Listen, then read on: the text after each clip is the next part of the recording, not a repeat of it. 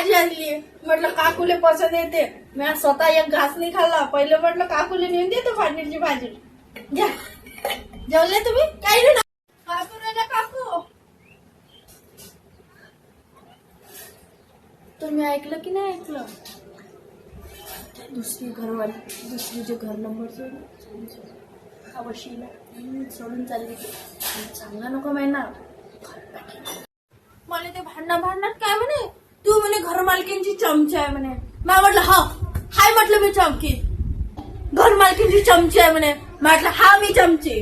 13 वर्ष राहू राहिली म्हटलं. ते मला मायासारखी मानते, पोरीसारखी मानते. मी तिला तिच्या मायासारखी मानतो म्हटलं. मग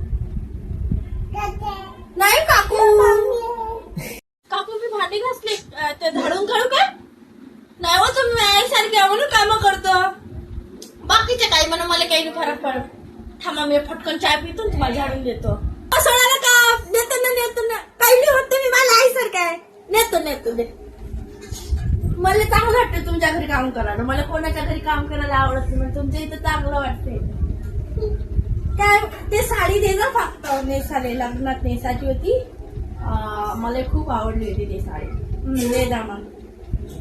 ठीक आहे. पाणी संपलं पूर्ण पाणी खाली केलं तिनं. तुम्हाला मी पहिलेच म्हणून तुम्ही तिला बोलून द्या म्हणून. आता मी पाहिजे धुणं धुता आली, पाणी संपलं, पोट्ट हागाले बसलं. तशीच आहे संडा याच्यात. अहो आई काकू, जर मोटर तर चालू करा ना. काय काकू तुम्ही हमेशाच मला सांगता, बाकीच्या किरायदाराला काही नाही सांगत.